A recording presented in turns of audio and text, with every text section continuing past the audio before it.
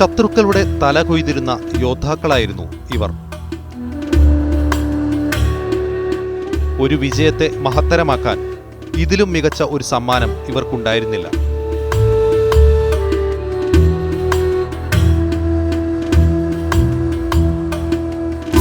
ഓരോരുത്തരുടെയും അഭിമാനമായിരുന്നു അവർ കൊയ്തെടുത്ത തലകൾ. ഇവിടുത്തെ കുന്നുകൾ ഈ പോരാളികളുടെ വിഹാരരംഗങ്ങളായിരുന്നു. ഈ യോദ്ധാക്കളുടെ നാട്ടിലേക്ക് സ്വാഗതം.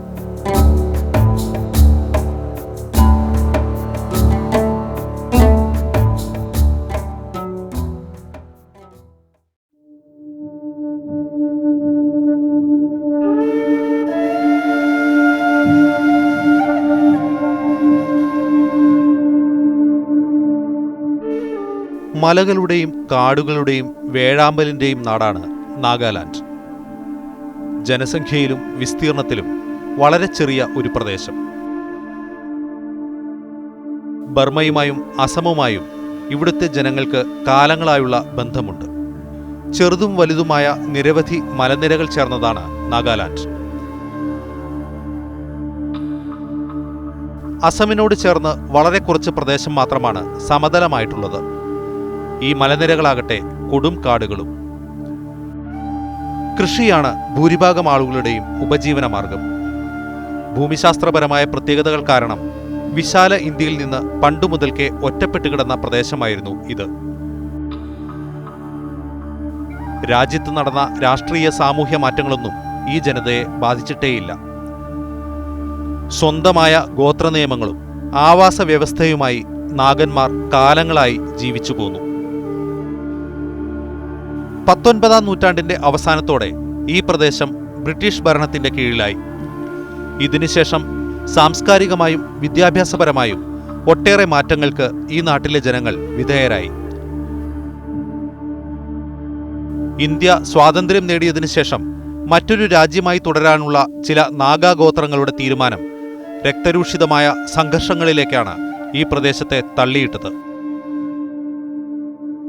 സൈനിക നടപടികളും അതിനെതിരെ നാഗന്മാർ നടത്തിയ ഒളിയാക്രമണങ്ങളും ഈ കുന്നുകളിൽ അശാന്തിയുടെ നിഴൽ പടർത്തി. കാലങ്ങൾ നീണ്ട ചർച്ചയ്ക്ക് ശേഷം നാഗാലാൻഡ് സംസ്ഥാനം രൂപീകരിക്കപ്പെട്ടു.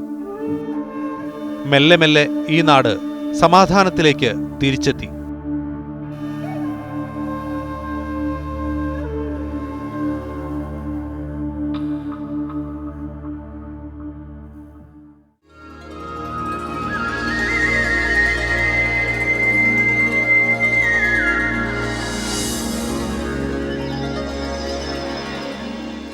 നാഗാ പ്രദേശങ്ങളിലെ ആദ്യ നഗരമാണ് കൊഹിമ, നാഗാലാൻഡിന്റെ തലസ്ഥാനം.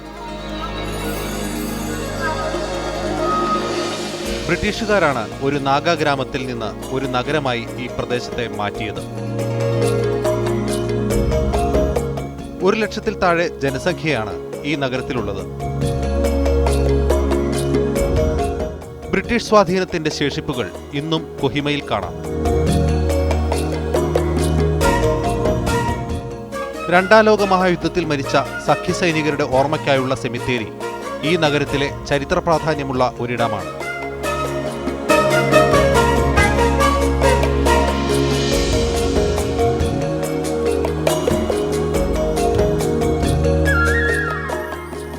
എല്ലാ ചെറുപട്ടണങ്ങളെയും പോലെ ഒരു ആധുനിക നഗരമാകാനുള്ള കുതിപ്പിലാണ് കൊഹിമയും.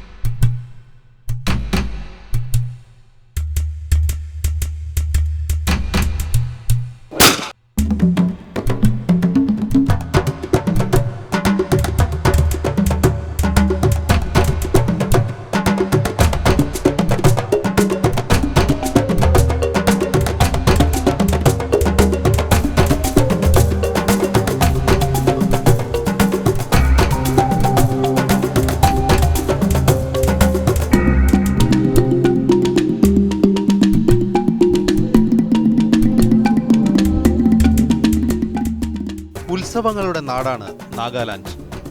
66 നാഗാ ഗോത്ര വിഭാഗങ്ങൾ ഇവിടെയുണ്ടെന്നാണ് കരുതപ്പെടുന്നത്.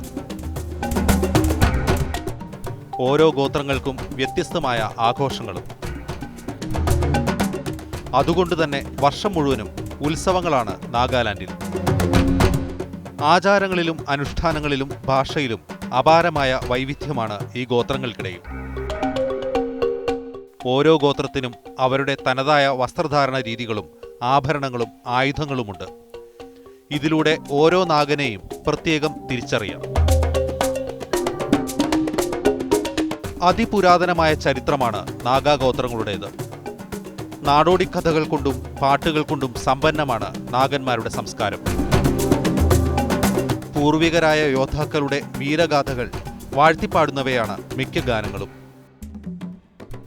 കൃഷിയുമായും നായാട്ടുമായും ബന്ധപ്പെട്ട നൃത്തരൂപങ്ങളും ഗാനങ്ങളും ഇക്കൂട്ടത്തിലുണ്ട്. നാഗാലാൻഡിലെ എല്ലാ ഗോത്രങ്ങളുടെയും കൂടിച്ചേരലാണ് ഹോൺബിൽ ഫെസ്റ്റിവൽ.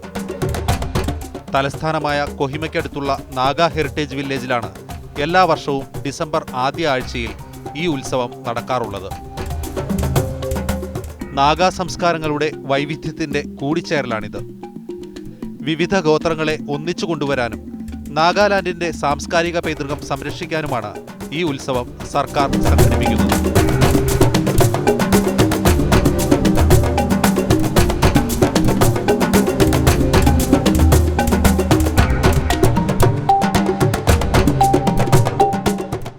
ഗോത്രഗ്രാമങ്ങളിൽ നിന്നുള്ള പലതരം നൃത്തങ്ങൾ, സംഗീത പരിപാടികൾ, കായിക വിനോദങ്ങൾ, വിവിധതരം കലാരൂപങ്ങൾ എന്നിവയാണ് ഹോൺബിൽ ഫെസ്റ്റിവലിൽ അവതരിപ്പിക്കാറുള്ളത്.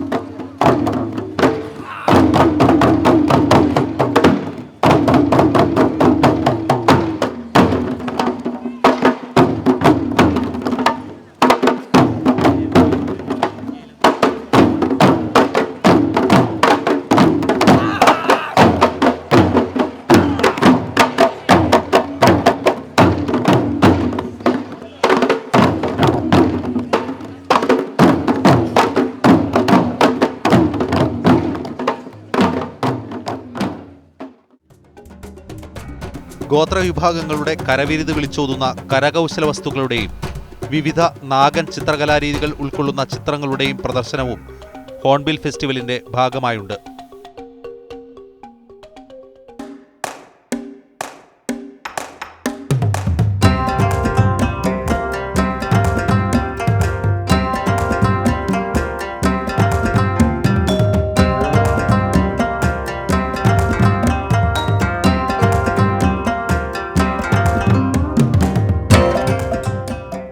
തദ്ദേശീയമായ രുചിഭേദങ്ങൾ പരിചയപ്പെടുത്തുന്ന ഭക്ഷ്യമേളകളും ഇവിടെ സംഘടിപ്പിക്കാറുണ്ട്. ഗോത്രങ്ങളിലെ വ്യത്യസ്തത പോലെ തന്നെയാണ് ഇവരുടെ ഭക്ഷണരീതികളിലെ വൈവിധ്യവും.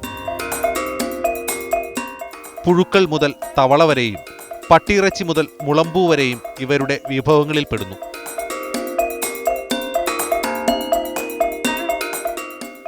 ഗോത്രജീവിതത്തിന്റെ ശൈലികളാണ് ഇവരുടെ ഭക്ഷണരീതികളിലും പ്രതിഫലിക്കുന്നത്.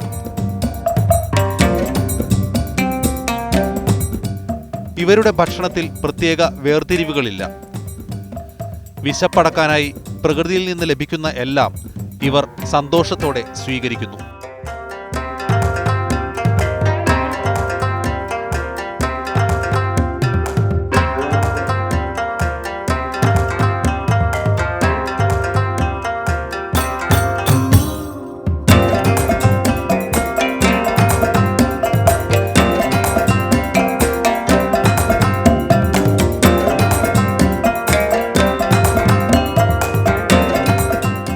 പ്രത്യേക കൂട്ടുകളിലൂടെ വാറ്റിയെടുക്കുന്ന മദ്യവും ഇവരുടെ ആഘോഷങ്ങളെ ലഹരിയിലാക്കുന്നു.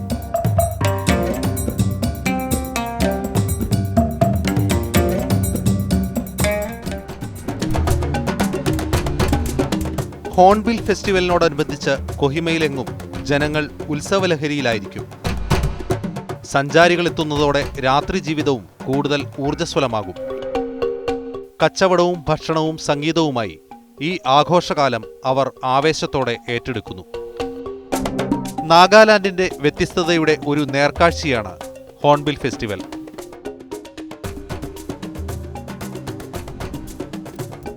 നാഗന്മാർ ആധുനിക ഇന്ത്യയിൽ ഒരത്ഭുതമാണ്. മലകളാൽ ചുറ്റപ്പെട്ട ഒരു ചെറിയ ഭൂപ്രദേശത്ത് അസംഖ്യം ഗോത്രങ്ങളായി ഒരു ജനവിഭാഗം.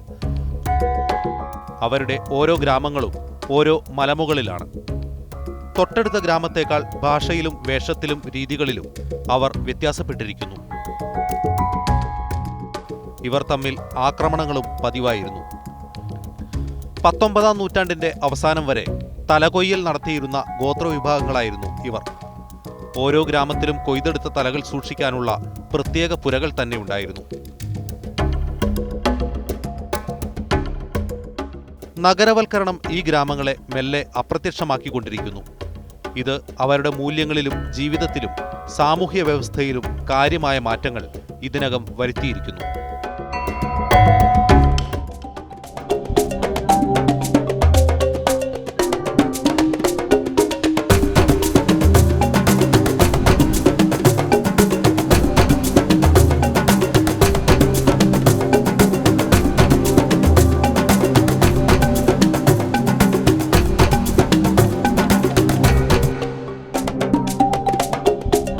ആധുനിക ലോകം നാഗന്മാരെ അവരുടെ ഗോത്രജീവിതത്തിൽ നിന്ന് ഏറെ മാറ്റിയിട്ടുണ്ട്.